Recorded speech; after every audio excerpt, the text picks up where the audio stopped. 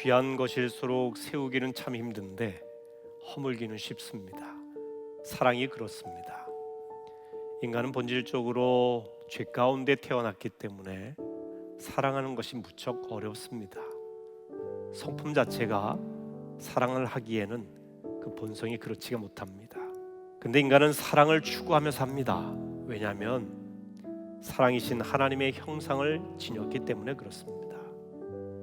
하나님에게는 사랑이 너무나 쉽습니다. 하지만 죄 많은 우리 인생은 사랑하는 게 너무 어렵습니다. 사랑을 훈련해야 됩니다. 쉽게 얻어지는 것이 아닙니다. 제임스 클리어라고 하는 분이 쓰신 아주 작은 습관의 힘이라고 하는 이 책에 보면은 영국 사이클 선수에 대한 이야기가 나옵니다. 1908년부터 2003년까지 영국은 올림픽 대회에 나가서 메달을 거의 100년 동안에 하나 정도밖에 따지를 못했어요. 가장 유명한 세계적인 사이클 대회인 투르 드 프랑스라고 하는 대회에서는요 110년 동안 진행된 이 대회에서 단 한 번도 우승한 적이 없습니다. 그런데 2003년에 데이브 브레일스포트라고 하는 새로운 감독이 부임하면서 완전히 역사가 달라집니다. 2008년 베이징 올림픽에서 사이클에 걸린 14개 금메달 중에 영국 선수들이 8개의 금메달을 땁니다.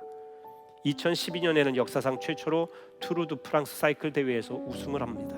이런 변화는 작은 습관의 변화에서 시작이 되었습니다. 데이브 감독은 신경 쓰지 않았던 부분에서 1% 개선하자고 계속해서 선수들에게 강조를 했습니다.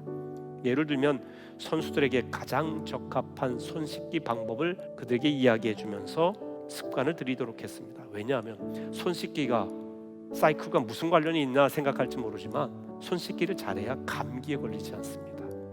선수들이 출전하기 전에 감기에 걸리면 컨디션 난조로 좋은 성적을 거둘 수가 없죠.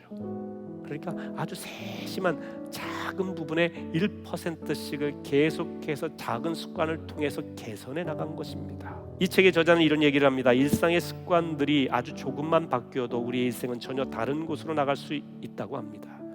1%가 나아지는 건 그 순간에 큰 의미가 없어 보이지만 그런 순간들이 평생 모인다면 이는 내가 어떤 사람이 되어 있을지, 어떤 사람이 될 수 있을지의 차이를 결정하게 된다.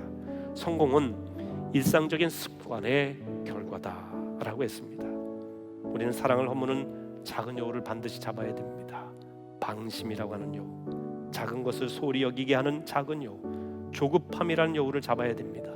그리고 외로움이라고 하는 작은 여우를 잡아야 될 것입니다. 작은 여우를 잡으려면 여러분이 예수께 속한 예수의 사람이라는 사실을 분명히 깨달으시길 바랍니다. 늘 깨어 있으십시다. 이 어려운 시기에 방심하지 말고 주님께 더 나아가십시다. 너무 조급해하지 마십시다. 주님이 언젠가는 이 모든 것을 해결하고 새로운 우리의 일상 가운데 더욱더 견고하고 나아진 일상을 우리에게 허락하실 때를 기대하면서 기도하십시다. 또한 우리 주변에 외로워하는 이들을 품는 너그러운 그리스도의 사랑의 품을 지니십시다.